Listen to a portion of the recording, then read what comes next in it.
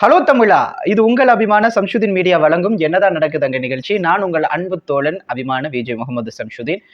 இன்னைக்கு ரொம்ப வருத்தமான ஒரு விஷயத்தை பத்தியும் மக்களுக்கு கொஞ்சமாவது சூடு வரட்டும், சொரண வரட்டும், புத்தி வரட்டும்ங்கிறதுக்காக பேச வந்திருக்கேன். என்னடா இவ்வளவு கோவமா பேசுறேன்னு பாக்குறீங்களா? வீடியோக்குள்ள போகலாம். இன்னைக்கு நம்ம பேச போறது சென்னை ஏன் இப்படி ஆச்சு அப்படிங்கிறத பத்தி தான். வாங்க வீடியோக்குள்ள போகலாம். பொதுவாக சென்னையினுடைய இன்றைய நிலையை பார்க்கும்போது எவ்வளவு பரிதாபமாக இருக்கு என்று தெரியுமா? ரொம்ப வேதனையா இருக்கு. சென்னையை சுத்தி பல குளங்கள் இருந்தது, ஏரி இருந்தது, ஏகப்பட்ட ஆறுகள் இருந்தது. இன்னைக்கு அதெல்லாம் எங்க போச்சு? சென்னைங்கிறது ஒரு அழகான ஒரு பட்டியலமாக இருந்தது. இன்னைக்கு இவ்வளவு பெரிய ஹார்ட் ஆஃப் த சிட்டி ஆயிருச்சு. ஆனா ஆனதற்கு பிறகு நீர்நிலையங்கள்லாம் காணாம போச்சு. இதற்கு அரசியல்வாதிகளை மட்டுமே டார்கெட் பண்ணி இங்க குறை சொல்றவர்களுக்கு என்னுடைய தாழ்மையான கருத்து என்னன்னா, நீங்க சோத்துக்கு பதிலாக அப்பொழுது என்ன தின்னு கொண்டு இருந்தீர்கள்? என் கேள்வி அதுதான். இன்னைக்கு இயற்கையை அழிச்சு வாழணும்னு ஆசைப்பட்டோம். இயற்கை இப்ப நம்மளை அழிச்சுக்கிட்டு இருக்கிற காலம் இது. 2015க்கு பிறகு எனக்கு தெரிஞ்சு டிசம்பர் மாசம்னாலே சென்னைக்கு சாபக்கேடுன்னு ஆயிப்போச்சு. யாரால இந்த சூழ்நிலை ஏற்பட்டது? யாருக்காக? முதல் பருவநிலை மாற்றங்கள். இது எப்படி நிகழ்ந்தது? மழை ஒரு சில இடத்துக்கு வரதே கிடையாது. சரியான நேரத்துல குறித்த தருணத்துல வரதே கிடையாது. இன்னைக்கு ஏகப்பட்ட காற்றழுத்த தாழ்வு மண்டலத்தை பார்க்க முடியுது. இன்னைக்கு ஏகப்பட்ட புயலை பார்க்க முடியுது. எங்கிருந்து உருவானது? இன்னைக்கு காலநிலை மாற்றங்கள் சரியில்லைங்க. இன்னைக்கு பனிப்பாறை உருக ஆரம்பிச்சிருச்சுங்க. சிட்டுக்குருவி சாக ஆரம்பிச்சிருச்சுங்க. ஏரி குளங்கள் எல்லாம் வத்தி காணாம போச்சுங்க. இன்னைக்கு அந்த இடத்துல பிளாட்டுகள் இருக்குங்க. அத்தனைக்கும் ஒத்த பதில் வேற ஒண்ணும் கிடையாது, மக்கள் தான். ஏனென்றால் மக்களை விட சிறந்த மிருகம் இந்த தேசத்தில் வேற எதுவுமே கிடையாது. என்னைக்கும் சேர்த்துதான் சொல்றேன். இன்னைக்கு நம்ம சமூகத்துல படிக்கணும்னு ஆசைப்பட்டாலும் கூட மரத்தை அழிச்சுதான் படிக்க ஆரம்பிச்சோம். வீடு கட்டணும்னு ஆசைப்பட்டோம், அதையும் மரத்தை தான் அழிச்சோம்.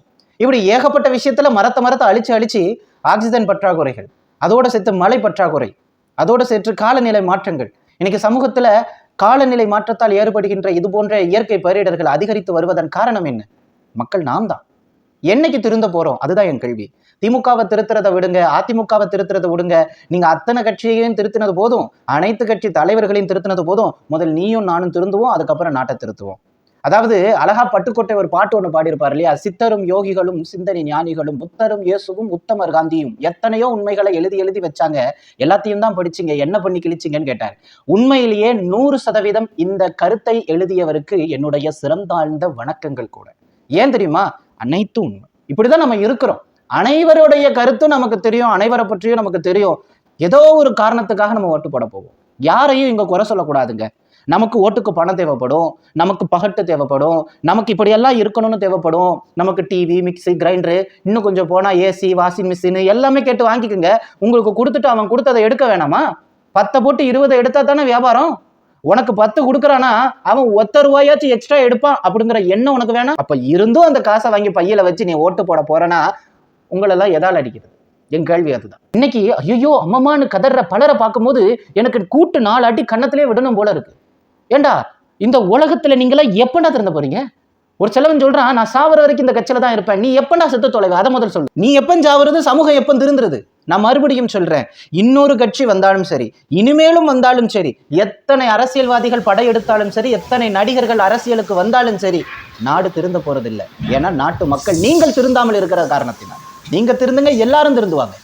நேர்மையா இருக்கிறவனுக்கு தான் என் ஓட்டு. எந்த ஒரு குற்றச்சாட்டுகளில் ஈடுபடாதவனுக்கு தான் என் ஓட்டு. மக்களினுடைய பணத்தை சுருட்டி பணம் சேர்த்து வைக்காதவனுக்கு தான் என் ஓட்டு. காசு கொடுக்காதவனுக்கு தான் என் ஓட்டு. நல்ல கொள்கை உள்ளவனுக்கு தான் என் ஓட்டு. இப்படி கொள்கையோடு வாழ கத்துக்கங்க. அப்பனாதான் நல்ல கொள்கைவாதிகள் உங்களுடைய தொகுதிக்கு வந்து நிற்பாங்க. அதை விட்டுட்டு நீங்க முன்னாடி 20 காரும் பின்னாடி 10 காரு, அதுக்கு முன்னாடி அதுக்கு பின்னாடி அதுக்கு இடையிலேயே ஏகப்பட்ட 2 வீலரு, இதையெல்லாம் கலந்து பகட்டா ஒருத்தர் வந்துட்டு காரு மேல் கதவை திறந்துட்டு அப்படியே கையை கட்டிட்டு போறாரே, அவர் மழை காலத்துல வேட்டியை மடிச்சு கட்டிட்டு வந்து சும்மா போட்டோ ஷூட் எடுக்க மட்டும்தான் உதவுவாரே தவிர வேற எதற்கும் உதவப்பட மாட்டார். அதை நீங்க தெரிஞ்சுக்கணும், நீங்க புரிஞ்சுக்கணும். எத்தனை தடவை தான் செருப்படி வாங்குறது? நல்ல மாட்டுக்கு ஒரு சூடு, நல்ல மனுஷனுக்கு ஒரு சொல்லும்பாங்க. நமக்கு சூடும் கிடையாது, சொரணையும் கிடையாது. எவ்வளவுதான் வாங்கிக்கிறது? நான் மறுபடியும் இப்ப மக்கள்லாம் கோபப்படுறாங்களா, கொந்தளிக்கிறாங்களா? அது தவறு. பொதுவாக ஒரு மனிதர், ஒரு அரசியல் கட்சி தலைவர் அவர் வராருன்னா அவர் முன்னாடி கேள்வி கேளுங்க. எத்தனை நாள் இங்க வந்த? எலெக்ஷன் முடிஞ்சு எவ்வளவு நாள் ஆச்சு? ஜெயிச்சதுக்கு அப்புறம் நீ வந்து கையை கட்டிட்டு போன, இப்பதான் வந்திருக்க, கேள்வி கேளுங்க. நான் பாராட்டுறேன், அது நல்ல விஷயம். வன்முறையில ஈடுபடக்கூடாது. வன்முறையில் ஈடுபடுவது மிகவும் கேவலம். அதையும் சொல்லிக்கிறேன். இதுவும் அறியாமையினுடைய ஒரு வெளிச்சம் தான். இதுவும் தவறு, அதுவும் தவறு. ஸோ நிதர்சனமா கொண்டுட்டு போகணும். கேரளாக்காரங்களுக்கு என்னத்தை தான் வந்துட்டு சில விஷயங்களை அவங்களை கையில பிடிச்சிக்க முடியாட்டாலும் அரசியலை வந்துட்டு கையாளுறதுல அவங்கள கையில பிடிக்கலாம்ப்பா. நடிப்பதுதான் தமிழகத்துல முதலமைச்சர் ஆவதற்கு தகுதி என்கின்ற நிலை இருக்கு. ஆனா அங்க அப்படி கிடையாதுங்க. ரொம்ப பார்த்து பகுந்தாய்வோடு தான் செயல்படுகிறார்கள். உண்மையிலேயே பெரியார் அந்த மண்ணுல பிறந்திருந்தா இன்னும் கொஞ்சம் நல்லா இருந்திருப்பாங்க. எனக்கு தெரிஞ்சு அங்க இருக்கிறவர்கள் ரொம்ப பகுத்தறிவா இருக்காங்க, ரொம்ப புத்திசாலித்தனமா இருக்காங்க. ஏன் தமிழர்களை கலாய்க்க கூட செய்யறாங்க. நீங்க அப்படி அந்த நடிகரை வாழ்த்துறீங்க, வரவேற்றீங்க, இப்ப அவன் அரசியல் நிற்கிறான், அவனுக்கு ஓட்டு போடுறீங்க, அவன் அரசியலுக்கு வந்து நடிச்சுக்கிட்டு இருக்கான், அப்படி இப்படி எல்லாம் பேசுறாங்க. அவங்க சொல்றதுல ஒரு சில விஷயங்களை நம்ம ஏத்துக்க வேண்டியதா இருக்குது. நான் என்ன சொல்றேன், நடிகன் அரசியலுக்கு வருவதோ அரசியல்காரன் நடிகனாக நிற்பதோ தவறல்ல. ஆனா மக்கள்னு வந்து விட்டு அங்க நடிக்க கூடாது. எங்க 3/4 நூற்றாண்டை கடந்து போயிட்டு இருக்கு நம்ம சுதந்திரம் பெற்று. என்னத்தை சாதிச்சிட்டோம், என்னத்துல உயர்ந்துட்டோம்? உயரவில்லை என்று சொன்னாலும் நான் நம்ப போறதில்லை, அப்படின்னு நான் சொல்லி உங்களை நம்ப வைக்க போறதும் இல்லை. உயர்ந்திருக்கும். ஆனா சில விஷயங்களை நம்ம இன்னும் பின்தங்கிய நிலையில தான் இருக்கோம். அதுல கொஞ்சம் ரொம்ப முக்கியம் என்னன்னா பகுத்தறிவு. கொஞ்சம் பேசிக்கா திங்க் பண்ணி பழகுங்க. மண்டைக்குள்ள மூளைன்னு கொஞ்சம் இருக்கு, அந்த மூளைக்கு கொஞ்சம் வேலை கொடுங்க. ஜாதி, பணம், பகட்டு, அரசியல், சினிமா இதற்கெல்லாம் அப்பாற்பட்டு நல்ல தலைவனை அடுத்து 2026 தேர்ந்தெடுக்க முயற்சி பண்ணுங்க. இப்ப இருக்கிறதுல இருந்து இனி வர போறவங்க வரைக்கும் நான் சொல்ல வேண்டியது ஒன்னே ஒண்ணுதான். அவங்க எல்லாம் நல்லவங்க. அவங்கள கெட்டவங்களா ஆக்குறதே நீங்க தான். நீங்க சரியில்லை, அவங்க என்ன பண்ணுவாங்க? இப்ப பாருங்களேன், இப்போ ஒரு ஆத்த குளத்தை வந்துட்டு மண்ணை போட்டு நிரப்பி உங்களுக்கு பட்டா போட்டு வித்துட்டாங்க. பட்டா கொடுத்தது வேண்டுமென்றால் அரசா இருக்கலாம். ஆனா அந்த பட்டாவை கோரி நின்றவனும், அந்த நிலத்தை மறைத்து வீடு கட்டி நிலம் போட்டு கொடுத்தவனும், அதை தெரிந்து கொண்டே வாங்கியதும் நம்ம தான். நம்ம மட்டும்தான். நம்ம திருந்தவில்லை என்ற இந்த தேசம் திருந்தாது.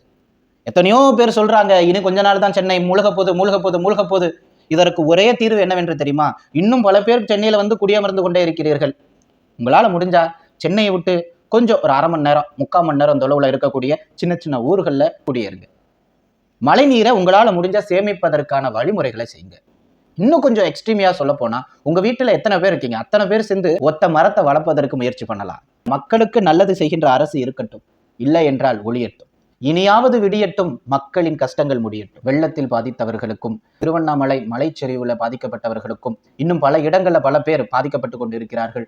அணைகள்ல இருந்து அதிகப்படியான நீர்வரத்து இன்னைக்கு திறந்து விடப்படுது. இவையெல்லாம் மக்களுக்கு ஏதாவது ஆபத்தை உண்டுபடுத்திடும். ஸோ தகுந்த ஒரு முன்னெச்சரிக்கை நடவடிக்கை எடுங்க. மக்களை நீங்களே முன்னெச்சரிக்கை நடவடிக்கையோடவே இருங்க. ஆத்துக்கு பக்கத்துல அல்லது ஆத்துக்கு பக்கத்துல ஒரு தாழ்வான பகுதியில வசிக்கிறீங்க அப்படின்னா தயவு செஞ்சு நீங்க உங்களை பாதுகாத்துக் கொள்ளுங்க.